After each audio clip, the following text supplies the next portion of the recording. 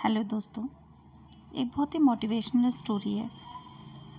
जब मैंने ये कहानी पढ़ी तो मुझे खुद को अपने आप में इतना बदलाव महसूस हुआ और मैंने अपने बच्चे को जब पढ़ाई तो उसने खुद ने आगे पढ़ने के लिए और अपने आप को और ज़्यादा एनर्जी देने के लिए इस स्टोरी को बहुत मोटिवेशन का काम किया।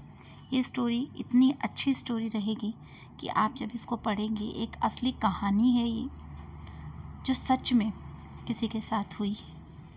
और जैसे ही आप इस कहानी को देखते हैं काफ़ी अच्छी लगने वाली है, आपको काफ़ी इंस्पिरेशनल कहानी लगेगी। जो आज के जीवन में बच्चे माँ बाप से ज़िद करते हैं, उनसे बहुत सारी चीज़ों की डिमांड्स करते हैं। माँ बाप भी अपनी मजबूरी में, चाहे उनके पास पैसा हो ना हो, अपने बच्चों की ज़िद पूरी करने की कोशिश करते हैं। लेकिन ये ज़िद एक बच्चे को इंजीनियर, एक बेटी को डॉक्टर बनाने के लिए बहुत अच्छी कहानी। चलिए शुरू करते हैं हम आज की कहानी। एक अखबार वाला प्रातःकाल लगभग 5 बजे जिस समय वह अखबार देने आता था, उस समय मैं उसको अपने मकान की गैलरी में टहलता हुआ मिल जाता था। अतः वह मेरे आवास के मुख्य द्वार के सामने चलती हुई साइकिल से निकलते हुए मेरे आवास में अखबार फेंकता और मुझको नमस्ते डॉक्टर साहब वाक्य से अभिवादन करता हुआ फर्राटे से आगे बढ़ जाता था। क्रमशः समय बीतता गया। समय बीतने के साथ मेरे सोकर उठने का समय भी बदल गया। अब मैं जो सुबह 5 बजे उठता था, अब मेरा समय बदल कर प्रातः 7 बजे हो गया। जब कई दिन तक मैं अपने उसको प्रातःकाल नहीं देख सका तो एक रविवार को प्रातः लगभग 9 बजे वह मेरा कुशल क्षेम जानने के लिए मेरे आवास पर आ गया। जब उसको ज्ञात हुआ कि घर में सब कुछ कुशल मंगल है, मैं बस यूं ही देर से उठने लगता था, तो वह बड़े सविनय भाव से हाथ जोड़कर बोला, डॉक्टर साहब एक बात कहूँ। मैंने कहा, बोलो।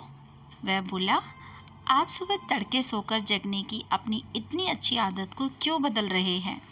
आपके लिए ही मैं सुबह तड़के विधानसभा मार्ग से अखबार उठाकर और बहुत तेज़ी से साइकिल चलाकर आप तक अपना पहला अखबार देने आता हूँ।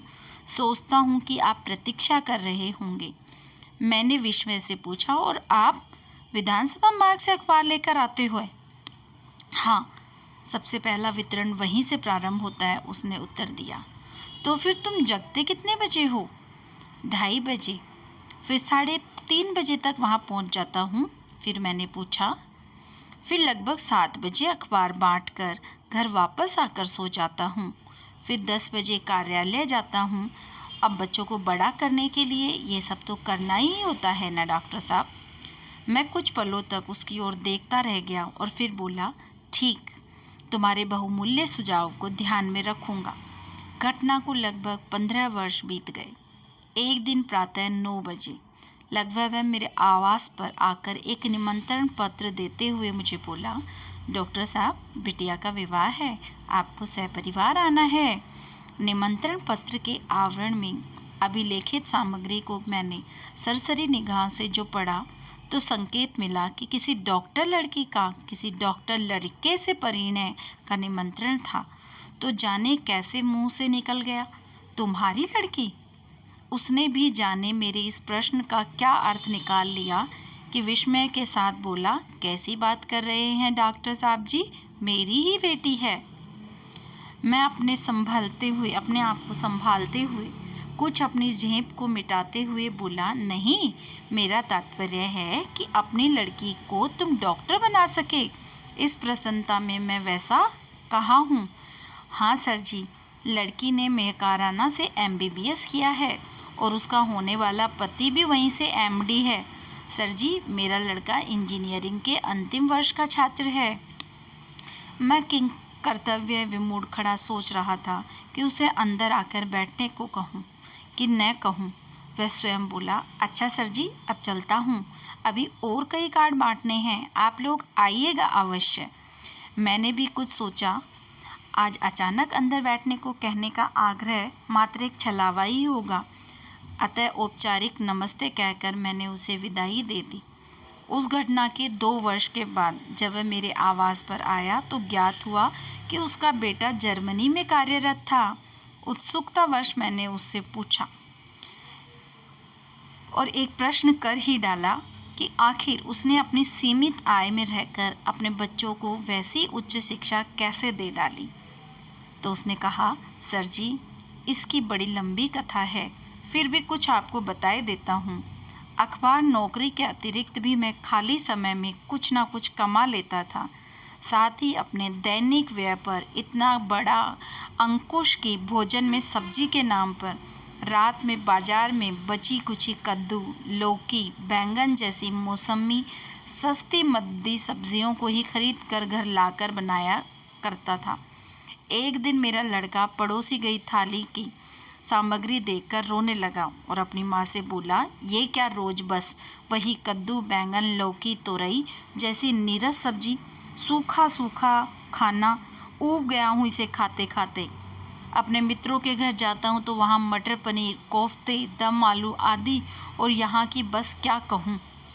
मैं यह सुन रहा था तो रहा ना गया और मैं बड़े उदास मन से उसके पास जाकर बड़े प्यार से उसकी ओर देखा और फिर बोला, पहले आंसू पोंछ, फिर मैं कुछ कहूँ।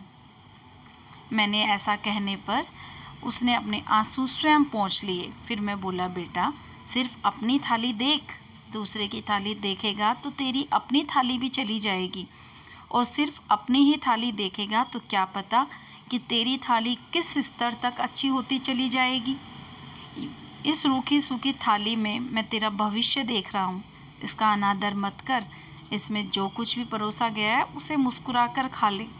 उसने फिर मुस्कुराते हुए मेरी ओर देखा और जो कुछ भी परोसा गया था खा लिया। उसके बाद से मेरे किसी बच्चे ने मुझसे किसी भी प्रकार की कोई मांग नहीं रखी। डॉक्टर साहब, आज का दिन बच्चों के उसी त्याग का परिणाम है। सबकी बातों में मैं तन्मयता के साथ चुपचाप सुनता रहा। आज जब मैं यह संस्मरण लिख रहा हूँ तो यह भी सोच रहा हूँ कि आज के बच्चों की कैसी विकृत मानसिकता है कि वे अपने अभिभावकों की हैसियत पर दृष्टि डाले बिना उन पर उटपटांग मांगों का दबाव डालते हैं। और एक वो बच्चे हैं जिन्होंने अपने बाप की मानसिक स्थिति और उसकी हैसियत को ध्यान में रखते हुए उसको इस कदर बड़ा कर दिया कि बेटी डॉक्टर और बेटा जर्मनी में इंजीनियर बन गया। मुझे उम्मीद है कि यह कहानी आपको पसंद आई होगी, और कहानी पसंद आई हो तो वीडियो को लाइक करें, शेयर करें। चैनल पर नए हैं तो चैनल को सब्सक्राइब करके बेल आइकन प्रेस करें। Thank you for watching.